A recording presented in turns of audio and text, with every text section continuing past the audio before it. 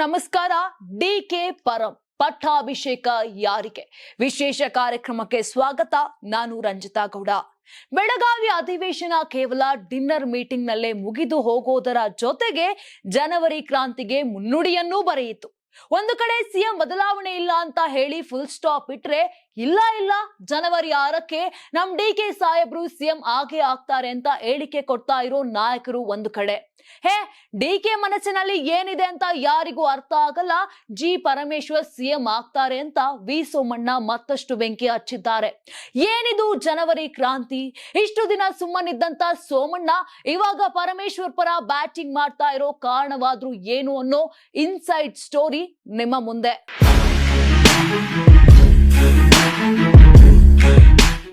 ರಾಜ್ಯ ರಾಜಕಾರಣದಲ್ಲಿ dinner politics ಜೊತೆಗೆ ಕಾವು ಪಡೆದುಕೊಂಡಿರುವ ಮತ್ತೊಂದು ವಿಷಯ ಏನಪ್ಪಾ ಅನ್ನೋದೇ ರಾಜಕೀಯ ಪಡಸಾಲೆಯಲ್ಲಿ ಸದಾ ಚರ್ಚೆಯಲ್ಲಿ ಇರುವ ವಿಷಯ. ಹೈಕಮಾಂಡ್ ಮಾತೆ ಫೈನಲ್ ಅಂತ ಒಬ್ರು ಹೇಳಿದ್ರೆ, ನಾವು ಅಣ್ಣ ತಮ್ಮಂದಿರ ತರ ಇದ್ದೇವೆ, ಮುಂದೇನು ಇರ್ತೀವಿ ಅಂತ ಡಿಕೆ ಸಾಹೇಬ್ರೇನೋ ಹೇಳ್ಬಿಟ್ರು.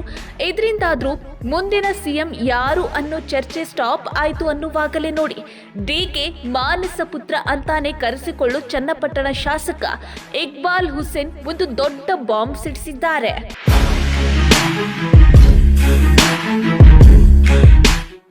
ಜನವರಿ 6ಕ್ಕೆ ಡಿಕೆ ಶಿವಕುಮಾರ್ ಸಿಎಂ. ಜನವರಿ 6, 9 ಡಿಕೆಗೆ ಅದೃಷ್ಟ ಸಂಕೇನ. ನಾಯಕತ್ವ ಬದಲಾವಣೆ ಇಲ್ಲ ಎಂದು ಮುಖ್ಯಮಂತ್ರಿ ಸಿದ್ದರಾಮಯ್ಯ ಅವರ ಪುತ್ರ ಯತೀಂದ್ರ ಸಿದ್ದರಾಮಯ್ಯ ಅವರ ಹೇಳಿಕೆ ಬೆನ್ನಲ್ಲೇ ಉಪಮುಖ್ಯಮಂತ್ರಿ ಡಿಕೆ ಶಿವಕುಮಾರ್ ಅವರ ಮಾನಸ ಪುತ್ರ ಶಾಸಕ ಎಚ್ ಎ ಇಕ್ಬಾಲ್ ಹುಸೇನ್ ಅವರು ಶನಿವಾರ ಸ್ಫೋಟಕ ಹೇಳಿಕೆ ನೀಡಿದ್ದಾರೆ. ಡಿಕೆ ಶಿವಕುಮಾರ್ ಅವರನ್ನು ಮುಖ್ಯಮಂತ್ರಿ ಮಾಡುವುದೇ ನಮ್ಮ ಗುರಿ. ಅವರು ಜನವರಿ 6ರಂದು ಮುಖ್ಯಮಂತ್ರಿಯಾಗಲಿದ್ದಾರೆ ಎಂದು ಭವಿಷ್ಯ ನುಡಿದೇ ಬಿಟ್ಟಿದ್ದಾರೆ.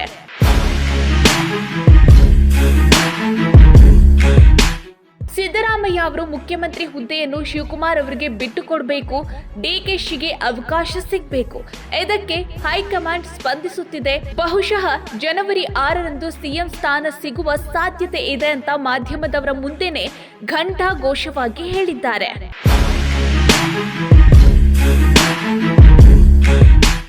ಜನವರಿ 6ರಂದು ಅವರು ಮುಖ್ಯಮಂತ್ರಿ ಆಗುವ ಸಾಧ್ಯತೆ 99% ಇದೆ ಅಂದಾಗ, ಅಲ್ಲ ಸರ್ ಅದೇ ದಿನಾಂಕ ಯಾಕೆ ಬೇಕು ಅಂತ ಕೇಳಿದಾಗ, ಡಿಕೆ ಶಿವಕುಮಾರ್ ಅವರಿಗೆ ಜನವರಿ 6 ಮತ್ತು ಜನವರಿ 9 ಅದೃಷ್ಟ ಸಂಖ್ಯೆ. ನಮ್ಮಲ್ಲಿ ಯಾವುದೇ ಬಣ ಇಲ್ಲ. ಸಿದ್ದರಾಮಯ್ಯ, ಡಿಕೆ ಶಿವಕುಮಾರ್ ಇಬ್ಬರು ರಾಜ್ಯದ ಆಸ್ತಿ. ಡಿಕೆಶಿ ಅವರ ಹೋರಾಟಕ್ಕೆ, ಶ್ರಮಕ್ಕೆ ಪ್ರತಿಫಲ ಸಿಗಲೇಬೇಕು ಎನ್ನುವುದು ನಮ್ಮ ಬೇಡಿಕೆ ಅಂತ ಹೇಳಿದ್ರು. ಅಲ್ಲ ಸರ್, ನೀವು ನೋಡಿದ್ರೆ ಡಿಕೆ ಸಿಎಂ ಆಗ್ತಾರೆ ಅಂತೀರಾ, ಆದ್ರೆ ಯತೀಂದ್ರ ಸಿದ್ದರಾಮಯ್ಯ ಸಿಎಂ ಬದಲಾವಣೆ ಇಲ್ಲ ಅಂತ ಹೇಳ್ತಾರಲ್ಲ ಅಂತ ಕೇಳಿದಾಗ, ಏನೇ ಹೇಳಿಕೊಳ್ಳಿ, ರಾಜ್ಯದ ಜನ ಹಾಗೂ ಈ ಭಾಗದ ಶಾಸಕರು ಡಿಕೆಶಿಗೆ ಅವಕಾಶ ಕೊಡಿ ಎಂದು ಕೇಳಿದ್ದೇವೆ. ಡಿಕೆ ಶಿವಕುಮಾರ್ ಸಿಎಂ ಆಗುವುದು ಖಚಿತ ಅಂತ ಹೇಳೇ ಬಿಟ್ರು.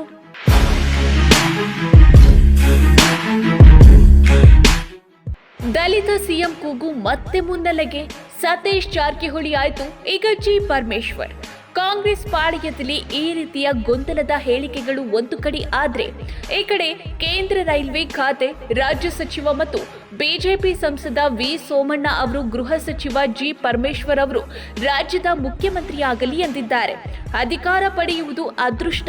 ಪರಮೇಶ್ವರ್ ಅವರು ಗೃಹ ಸಚಿವರಾಗಿಯೇ ಉಳಿಯುತ್ತಾರೆ ಎಂದು ನಾನು ಭಾವಿಸುವುದಿಲ್ಲ. ಅವರನ್ನು ಮುಖ್ಯಮಂತ್ರಿಯಾಗಿ ನೋಡುವುದು ನಮ್ಮ ಆಸೆ. ನನಗಷ್ಟೇ ಅಲ್ಲ, ತುಮಕೂರಿನ ಜನರಿಗೆ ನೋಡುವ ಆಸೆ ಇದೆ ಎಂದು ತುಮಕೂರಿನಲ್ಲಿ ನಡೆದ ಕಾರ್ಯಕ್ರಮವೊಂದರಲ್ಲಿ ಸೋಮಣ್ಣ ಹೇಳಿದ್ರು. ಅದು ಇರ್ಲಿ ಬಿಡಪ್ಪ, ಸೆಕೆಂಡ್ರಿ. ಅದು ಶಿವಕುಮಾರ್ ಏನಾಗ್ಬೇಕು, ಇನ್ನೊಂದೇನಾಗ್ಬೇಕು ಅನ್ನೋದು, ಹಣೆ ಬರ ಏನಾಗ್ತದೆ ಅನ್ನೋದು ದೊಡ್ಡದು, ನಡವಳಿಕೆ ಇನ್ನೂ ದೊಡ್ಡದು. ಡಿಕೆ ಶಿವಕುಮಾರ್ ಅವರು ಮುಖ್ಯಮಂತ್ರಿ ಹುದ್ದೆಗೆ ಪ್ರಬಲ ಸ್ಪರ್ಧಿ ಅಂತ ಕೇಳಿದಾಗ, ಅದನ್ನು ಬಿಡಿ, ಅದು ಗೌಣ. ಶಿವಕುಮಾರ್ ಏನಾಗಲು ಬಯಸುತ್ತಾರೆ ಎಂಬುದು ಅವರ ಅದೃಷ್ಟವನ್ನು ಅವಲಂಬಿಸಿರುತ್ತದೆ ಅಂತ ಪರೋಕ್ಷವಾಗಿಯೇ ಡಿಕೆ ಸಾಹೇಬ್ರಿಗೆ ಟಾಂಗ್ ಕೊಟ್ಟರು ಸೋಮಣ್ಣ. ಅಧಿಕಾರ ಮತ್ತೊಂದು ಮಗದೊಂದು ಅದೃಷ್ಟ. ಪರಮೇಶ್ವರ್ ಸಾಹೇಬ್ರು ಗೃಹ ಮಂತ್ರಿಗಳಾಗಿರ್ತಾರೆ ಅನ್ನೋದು ನನ್ಗೆ ಕನಸಿರ್ಲಿಲ್ಲ. ಬಿಡಪ್ಪಲೇ, ಎಲ್ಲ ಒಂದ್ ಕಡೆ ನಮ್ಗೆ ಆಸೆ ಇದೆ. ಸುರೇಶ್ ಗೌಡ ಹೇಳಿದ್ದು 100% ಸತ್ಯ. ನನಗೂ ವೈಯಕ್ತಿಕವಾದ ಆಸೆ ಇದೆ, ಸುರೇಶ್ ಗೌಡ ಪರಮೇಶ್ವರ್ ಅವರು ಈ ರಾಜ್ಯದ ಮುಖ್ಯಮಂತ್ರಿಗಳಾಗಲಿ ಅಂತ. ನನಗೊಬ್ಬರಿಗೆ ಆಸೆ ಅನ್ನೋದಕ್ಕಿಂತ ಹೆಚ್ಚಾಗಿ ತುಮಕೂರಿನ ಮಹಾಜನತೆಗೂ ಕೂಡ ಅದಿದೆ. ಇದ್ದಕ್ಕಿದ್ದಂತೆ ಸೋಮಣ್ಣ ಯಾಕೆ ಪರಂಪರ ಬ್ಯಾಟಿಂಗ್ ಬೀಸ್ತಿದ್ದಾರೆ ಅಂತ ಎಲ್ಲರಿಗೂ ಕನ್ಫ್ಯೂಸ್ ಆಗಬಹುದು.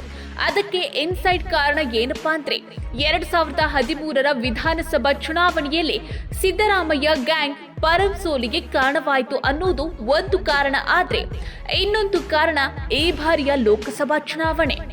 ಈ ಬಾರಿಯ ಲೋಕಸಭಾ ಚುನಾವಣೆಯಲ್ಲಿ ತುಮಕೂರು ಲೋಕಸಭಾ ಕ್ಷೇತ್ರದಿಂದ ಕಾಂಗ್ರೆಸ್ ಪಕ್ಷದಿಂದ ಮುದ್ದ ಹನುಮೇಗೌಡ ಸ್ಪರ್ಧೆ ಮಾಡಿದ್ರೆ ಬಿಜೆಪಿಯಿಂದ ವಿ ಸೋಮಣ್ಣ ಸ್ಪರ್ಧೆ ಮಾಡಿ ಗೆದ್ರು. ಇಲ್ಲೇ ನೋಡಿ ಒಂದು ಟ್ವಿಸ್ಟ್ ಇರೋದು. ಕಾಂಗ್ರೆಸ್ ಪಕ್ಷದಲ್ಲೇ ಇದ್ದ ಮುದ್ದೆ ಹನುಮೇಗೌಡರು ಏಕಾಏಕಿ ಬಿಜೆಪಿ ಪಕ್ಷಕ್ಕೆ ಹೋಗ್ಬಿಡ್ತಾರೆ. ಬನ್ನಿ ನಿಮಗೆ ಕಾಂಗ್ರೆಸ್ ಪಕ್ಷದಿಂದಲೇ ಟಿಕೆಟ್ ಕೊಟ್ಟು ಗೆಲ್ಲಿಸ್ತೀನಿ ಅಂತ ಡಿ.ಕೆ. ಶಿವಕುಮಾರ್ ಮತ್ತೆ ಮರಳಿ ಕರೆದುಕೊಂಡು ಬರ್ತಾರೆ. ಆದ್ರೆ ಒಂದು ಮಾಹಿತಿಯ ಪ್ರಕಾರ ಕಾಂಗ್ರೆಸ್ ಅಭ್ಯರ್ಥಿ ಸೋಲುವಲ್ಲಿ ತುಮಕೂರಿನವರೇ ಆದ ರಾಜಣ್ಣ ಹಾಗೂ ಪರಂ ನೇರ ಕಾರಣ ಅಂತ ಡಿ.ಕೆ. ಗ್ಯಾಂಗ್ನ ತೆರೆಮರೆಯ ಆರೋಪ.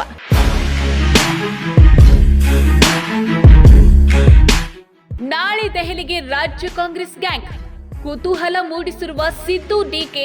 ಹೈಕಮಾಂಡ್ ಭೇಟಿ. ಎಸ್, ತಮಗೆ ಅಧಿಕಾರವನ್ನು ಪ್ರದರ್ಶಿಸುವ ಅಗತ್ಯವಿಲ್ಲ ಅಥವಾ ಶಾಸಕರನ್ನು ತಮ್ಮ ಹಿಂದೆ ಒಗ್ಗೂಡಿಸಿ ಬೆಂಬಲ ತೋರಿಸಲು ಪ್ರಯತ್ನಿಸುವುದಿಲ್ಲ. ತಮಗೆ ಅಧಿಕಾರವನ್ನು ಪ್ರದರ್ಶಿಸುವ ಅಗತ್ಯವಿಲ್ಲ ಅಥವಾ ಶಾಸಕರನ್ನು ತಮ್ಮ ಹಿಂದೆ ಒಗ್ಗೂಡಿಸಿ ಬೆಂಬಲ ತೋರಿಸಲು ಪ್ರಯತ್ನಿಸುವುದಿಲ್ಲ. ನಾನು ಯಾವುದೇ ಶಕ್ತಿ ಪ್ರದರ್ಶನವನ್ನು ಮಾಡುತ್ತಿಲ್ಲ. ನನಗೆ ಅದರ ಅಗತ್ಯವೂ ಇಲ್ಲ. ಯಾರು ನನ್ನ ಹಿಂದೆ ಬರಬೇಡಿ, ಯಾರು ನನ್ನ ಪರವಾಗಿ ಮಾತನಾಡಬೇಡಿ ಅಂತ ಹೇಳಿದ್ದೇನೆ ಅಂತ ಡಿ.ಕೆ. ಶಿವಕುಮಾರ್ ಪ್ರತಿಕ್ರಿಯೆ ನೀಡಿದ್ರು. ನಾವು ದೆಹಲಿಗೆ ಹೋಗ್ತಾ ಇರೋದು ಓಟ್ ಚೋರಿ ಬಗ್ಗೆ ಹೋರಾಟ ಮಾಡೋದಕ್ಕೆ ಅಂತ ರಿಯಾಕ್ಟ್ ಮಾಡಿದ್ರು.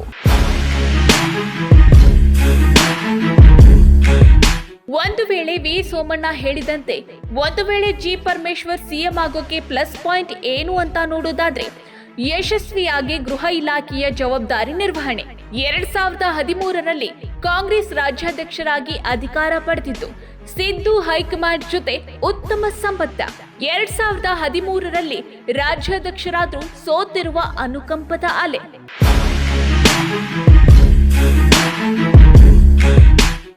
ಒಂದು ಪಕ್ಷದಲ್ಲಿ ಜನವರಿ ಕ್ರಾಂತಿಯಾಗಿ ಡಿ.ಕೆ. ಶಿವಕುಮಾರ್ ಮುಖ್ಯಮಂತ್ರಿ ಆದ್ರೆ ಯಾವೆಲ್ಲ ಪ್ಲಸ್ ಪಾಯಿಂಟ್ ವರ್ಕ್ ಆಗುತ್ತೆ ಅನ್ನೋದನ್ನ ನೋಡೋದಾದ್ರೆ ಅಧ್ಯಕ್ಷರಾಗಿ ವಿಧಾನಸಭಾ ಚುನಾವಣೆಯಲ್ಲಿ ಅಭೂತಪೂರ್ವ ಗೆಲುವು.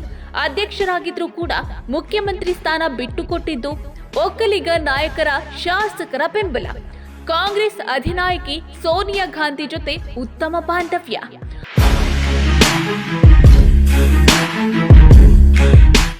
ಕಾಂಗ್ರೆಸ್ ಪಾಳ್ಯದಲ್ಲಿ ನಡೆಯುತ್ತಿರುವ ಇನ್ನೊಂದು ಮಹತ್ತರ ಬೆಳವಣಿಗೆ ಏನಪ್ಪಾ ಅಂದ್ರೆ ಅದು ಕಾಂಗ್ರೆಸ್ ರಾಷ್ಟ್ರೀಯ ಅಧ್ಯಕ್ಷರ ಬದಲಾವಣೆಯ ಚರ್ಚೆ. ಹೌದು, ಮಲ್ಲಿಕಾರ್ಜುನ್ ಖರ್ಗೆ ಅವರ ಅಧ್ಯಕ್ಷತೆಯಲ್ಲಿ ಪಕ್ಷ ಸಾಲು ಸಾಲು ಸೋಲುಗಳನ್ನ ಕಾಣ್ತಾ ಇದೆ. ಇದೇ ರೀತಿ ಮುಂದುವರೆದ್ರೆ ಮುಂದಿನ ಚುನಾವಣೆಯಲ್ಲಿ ನಾವು ಅಧಿಕಾರಕ್ಕೆ ಬರೋದು ಕಷ್ಟ.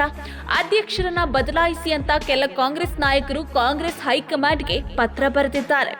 ಒಂದು ವೇಳೆ ಖರ್ಗೆ ಅಧ್ಯಕ್ಷ ಸ್ಥಾನದಿಂದ ಬದಲಾದ್ರೆ ಜನವರಿ ಕ್ರಾಂತಿ ಇನ್ನ ಬಿರುಸಿನ ಸ್ವರೂಪ ಪಡೆದುಕೊಳ್ಳುವ ಸಾಧ್ಯತೆ ಇದೆ. ಯಾಕಂದ್ರೆ ಸಿದ್ದರಾಮಯ್ಯ ಸಿಎಂ ಬದಲಾವಣೆಯ ಪ್ರಶ್ನೆ ಇಲ್ಲ ಅಂತ ಹೇಳೋದು ಒಂದು ಕಡೆ ಆದ್ರೆ ಶಾಸಕ ಇಕ್ಬಾಲ್ ಜನವರಿ 6ಕ್ಕೆ ಡಿ.ಕೆ. ಪಟ್ಟಾಭಿಷೇಕ ಫಿಕ್ಸ್ ಅಂತ ಹೇಳ್ತಿದ್ದಾರೆ. ಮತ್ತೊಂದು ಕಡೆ ಕೇಂದ್ರ ಮಂತ್ರಿ ವಿ ಸೋಮಣ್ಣ ಜಿ ಪರಮೇಶ್ವರ್ ಮುಖ್ಯಮಂತ್ರಿ ಆಗೋದು ಖಚಿತ ಅಂತ ಹೇಳ್ತಿದ್ದಾರೆ. ಒಟ್ನಲ್ಲಿ ಡಿ.ಕೆ. ಶಿವಕುಮಾರ್ ಅವರ ಮುಖ್ಯಮಂತ್ರಿ ಕನಸಿಗೆ ಕಾಂಗ್ರೆಸ್ ಹೈಕಮಾಂಡ್ ಯಾವಾಗ ಗ್ರೀನ್ ಸಿಗ್ನಲ್ ಕೊಡುತ್ತೆ ಅನ್ನೋದನ್ನ ಕಾದು ನೋಡ್ಬೇಕಾಗಿದೆ. ಯಾರಾಗ್ತಾರೆ ಎಂಎಲ್ಎ ಅಭ್ಯರ್ಥಿ 2028 ಶೀಘ್ರದಲ್ಲೇ. ಪ್ರತಿದಿನ ಒಂದೊಂದು ಕ್ಷೇತ್ರದ ಟಿಕೆಟ್ ಆಕಾಂಕ್ಷಿಗಳ ಸಂಪೂರ್ಣ ಮಾಹಿತಿ ಪೊಲಿಟಿಕಲ್ ಜರ್ನಲಿಸ್ಟ್ ಕೆ.ಎಂ. ಶಿವಕುಮಾರ್ ಅವರಿಂದ. ಕರ್ನಾಟಕದ ನಂಬರ್ 1 ಡಿಜಿಟಲ್ ಮೀಡಿಯಾ ನಿಮ್ಮ ನೆಚ್ಚಿನ ಕರ್ನಾಟಕ ಟಿವಿಯಲ್ಲಿ ಮಾತ್ರ.